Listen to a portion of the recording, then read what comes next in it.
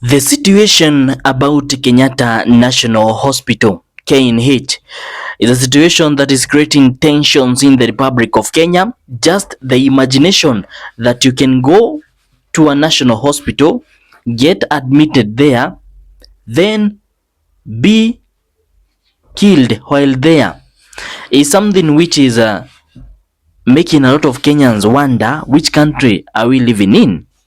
Well, today with me, I've managed to find information about the person who has been alleged to be the person responsible for about, let's say, 2 counts of murders in KNH. That includes the case from back then in February this year. I hope you remember. And then there was a previous case about yesterday. Another person was finished while admitted there. This is quite a serious one, so make sure you stay with me to the end.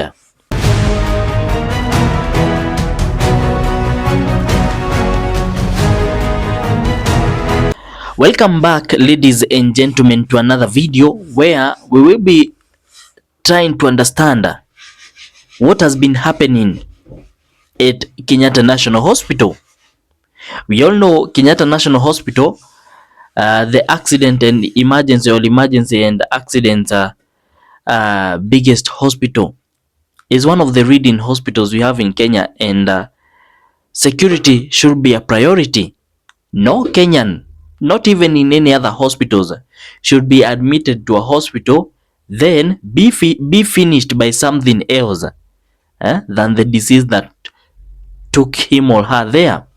And the disease comes in maybe if the doctors were not able to help in that case.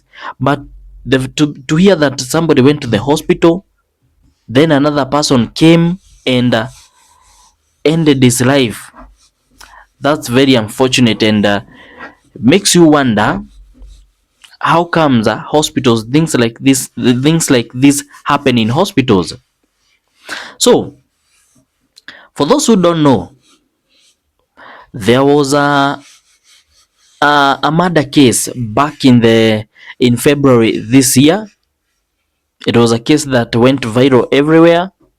People were wondering how it happened, and since then the investigations have been happening. And until yesterday, which was on Thursday, things were quiet. But yesterday again, the same thing happened with similar style, with similar weapons which were used in the case of February, and it happened in a way that, like, everything, most of the things looked familiar. The detectives could tell this case compared to the case on February, there is a chance that the person who has done it is the same person. So this creates curiosity, it creates fear, and leaves everybody wondering how comes the same person has finished, let's say, 2 people who completely don't know each other, are not related in any way, and in the same hospital without getting caught. I'll be informing you more about this particular story, and you better get your popcorns because it's about to get messy here, because this story, ladies and gentlemen, is a story that has garnered the national attention, and Kenyans are requesting even the government to jump in and try to bring sanity to our hospitals. Security should be a priority. There is no way a person can be finished in February and up to today, well, that was up to yesterday, the person has not been caught. Months later, the person has not been caught. He has not been identified. But I have good news with me today. After yesterday's case, the DCI have managed to capture somebody, and I'll be sharing with you the name, the images, and explaining to you how they managed to get this person. But first of all, before we get to that particular juncture, I would like to notify you that if this is the first time watching a video from this particular channel, This is Duffy Updates, a place where we bring to you latest trending news, political news, and we make sure that we try to update you as well as possible. So you can join us and become a member of our family by clicking the subscribe button under this video. It's very simple. It's free of charge. You just have to press the subscribe button. If you have done that, kindly give this video a thumbs up or give a like, and finally make sure you click the notification icon on so that next time when you upload a new video, YouTube will automatically notify you that Duffy Updates have uploaded a new video. So thank you, and let us dive right into today's update. So I'm going to go through an article from the Daily Nation which has detailed very well what happened. So another patient was found. When I say finished, I mean aliuliwa. So understand that. Another patient was found finished on Thursday at the Kenyatta National Hospital in Nairobi. Well, let me share my screen with you so that you can see what I'm talking about. So I believe by now you should be seeing what I'm seeing. So another patient was found finished on Thursday at the Kenyatta National Hospital in Nairobi. Well, this is the second case ama mauaji ya pili. Second case rocks Kenyatta National Hospital. Patient found dead in the same ward.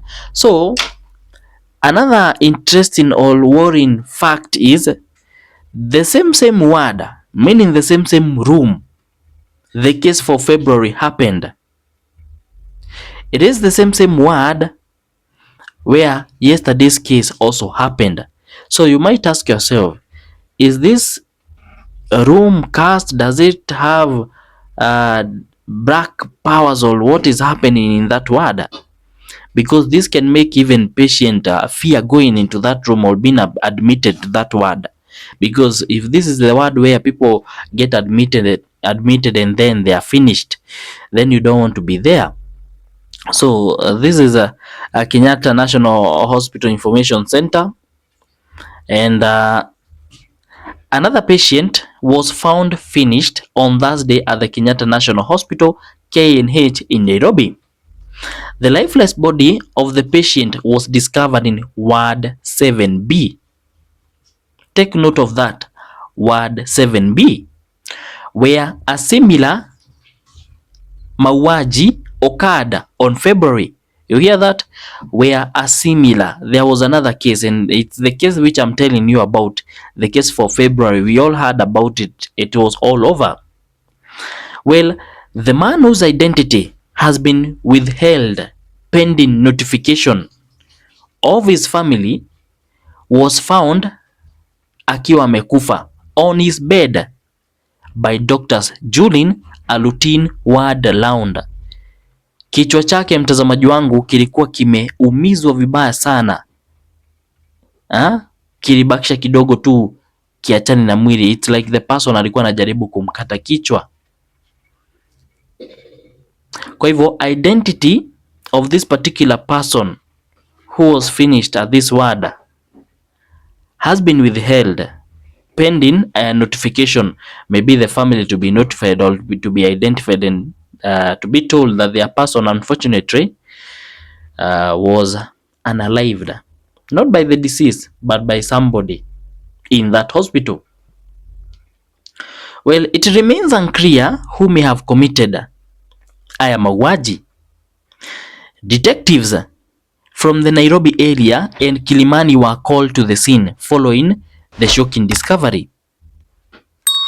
According to investigators familiar with the situation at the referral hospital, there was only one other patient in the ward at the time of the incident. So what this means is, according to investigators familiar with the situation, these are the same investigators who had investigated about a particular or the same incident, meaning the incident back in February. It has been revealed there was only one other person who was also a patient who was in that ward.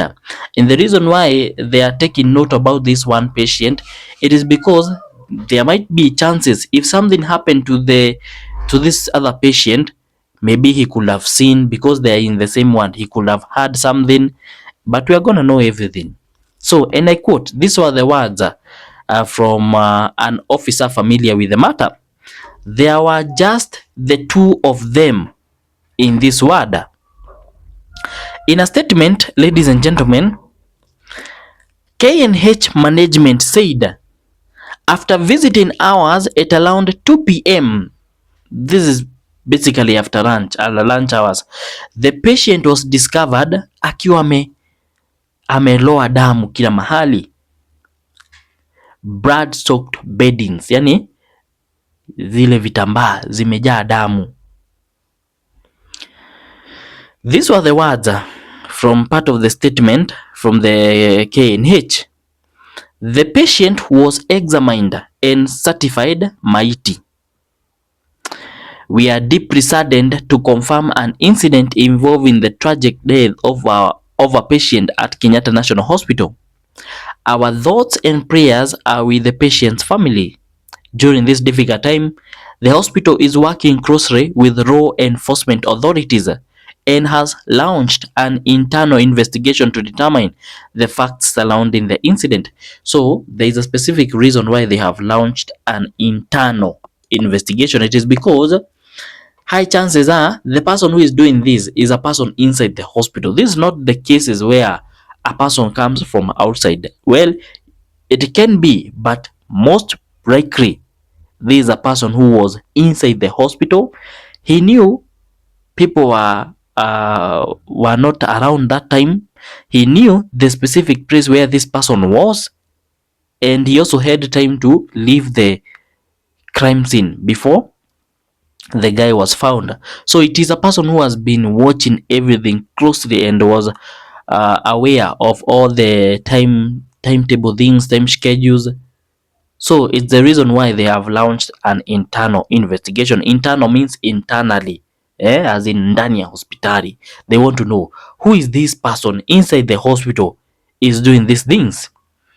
So this latest mauaji has once again put a spotlight on the hospital, and it is not a good spotlight. Coming just 5 months after 39-year-old Gilbert Kenywa was also aliuliwa vibaya sana inside the same ward February 24th. For those who remember the case for Gilbert Kenywa, alikuwa amekatakatwa kisu, damu pia ilikuwa kila mahali. Mr. Kenywa's lifeless body was found on his bed with, unaona hapa, slit neck. Mtazamaji wangu, inamaanisha alikuwa amekatwa shingo. Somehow similar to kesi ya jana, mahali ambapo yule jamaa alipatikana almost kichwa chake kimekatwa.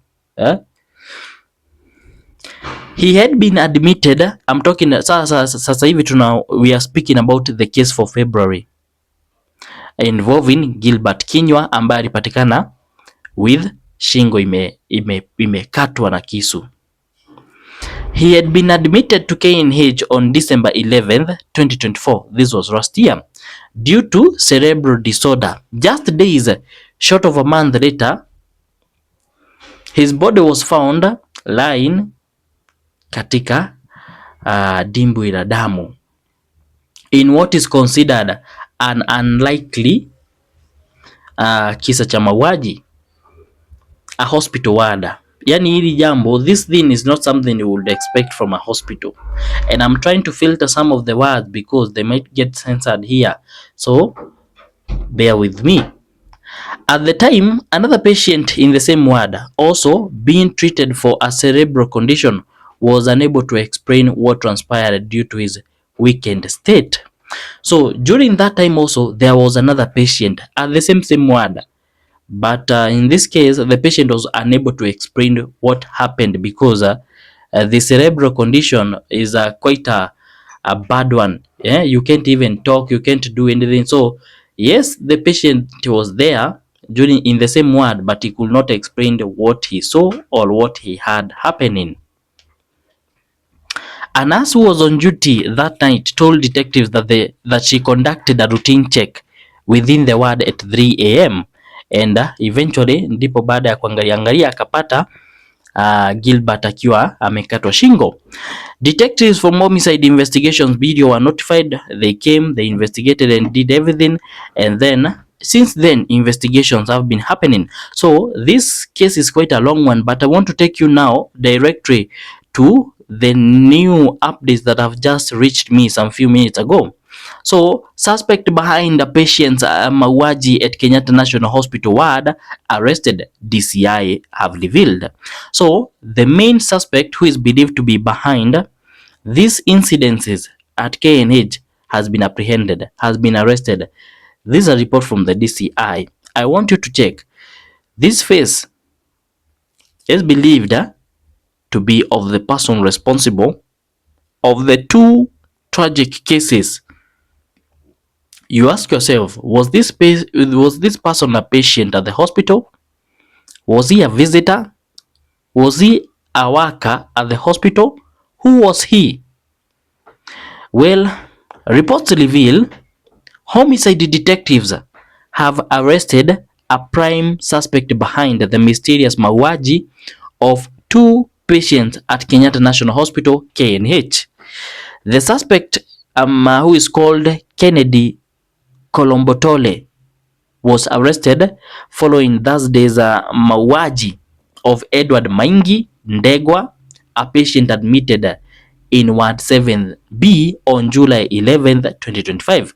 So this Edward Maingi Ndegwa was admitted on July 11th, and then yesterday, considering it was on 17th, means he was there for shy of a week. The hospital's management said his death was discovered in the afternoon, immediately after visiting hours. When his body was found ikiwa imefungwa na bedsheets ambazo ziko na damu. Panic rose across the ward. The hospital then called the security agencies who processed the scene and ferried mwili wa marehemu as probe into the incident kicked off. Well, these were the words from the DCI. According to initial reports, the ward nurse had checked the patient at 11:30 a.m. This was during the morning hours, and took his blood pressure. At around 12:30 p.m., a relative visited and found him stable,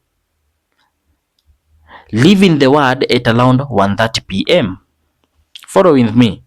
However, at approximately 2 p.m., a cleaner going round cleaning the corridors noticed damu pulling around the patient's neck, DCI revealed. So this means this particular thing happened between 1:30 p.m. and 2 p.m. in 30 minutes. Upon visiting the scene, the detectives added that they noticed bloody slipper prints from the victim's bedside to a nearby toilet and eventually to a side room where the suspect Kalombotole was admitted. So up to this point, we know a number of things. The victim was finished by another patient in the hospital. When the DCI visited the scene, they saw some prints, zile nyayo of a person, or let's say slippers, and these slippers were going to the direction of a toilet, of where eventually they realized that the person went to the toilet and then went back to another room inside the same ward. Upon visiting the scene, the detectives added that they noticed slipper prints, and the reason why they noticed this slipper prints is because zilikuwa na damu, some print of you understand, to a nearby toilet and eventually to a side room where the suspect Kalombotole was admitted. So these are the words from the statement. In the room, investigators recovered a pair of blue slippers. Also, This is now the room of the suspect Kalombotole. A pair of blue slippers and a blood-stained bedsheet. Probably the one maybe he used to wipe himself after going back to his room. Also on the ground directly to the 7th floor, where the window to the deceased ward is, they recovered a knife ikiwa imefunganishwa na gloves. This is, let's say the patient is on the 7th floor. See, there is a window. Then directly up to the ground floor walipata kisu. This means the knife was ilitupwa nje ya dirisha.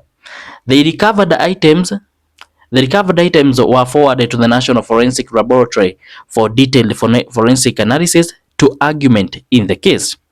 They further stated that preliminary investigations show that Kalombo Tole was admitted to the facility on December 1st last year. This means Kalombo Tole was admitted before the two patients were admitted. The first case for February this year, which said that the patient had been admitted to the hospital. Let me check. The first patient had been admitted to the hospital on December 11th, but Kalombo Tole was admitted on 1st December. This means that these two patients who have been finished wote walimpata huko. Then the report continued and is the prime suspect in the mauaji of Gilbert Kenywa Muthoni, who was 40, who was finished in Ward 7C during the night of February 6th and 7th this year. Following the incident, a case file was compiled and submitted to Office of the Director of Public Prosecutions (ODPP). However, after reviewing the file, the ODPP directed the investigating officers to undertake further inquiries to reinforce the prosecution's case. So, ODPP ordered that more investigations take place. So, this particular case is quite unfortunate one. It's hard to imagine that a patient can do this to another patient, and you are left with a lot of questions. Why was this person doing this? Had this patient done something wrong to him? And even if they had, was he supposed to do this? Like, all of these two guys are admitted to the hospital. They have maybe a condition, maybe they are sick. You know, Karombotole was found in that room, and it is because he was there because he was also sick. Was it because of a medical condition? We are going to find out. So investigations are happening, and I'll be bringing more updates to you. Make sure that before you leave your thoughts down in the comment section below. Kindly subscribe to this channel, click the like button, and click the notification icon on. I'll meet you in the next one. Bye bye.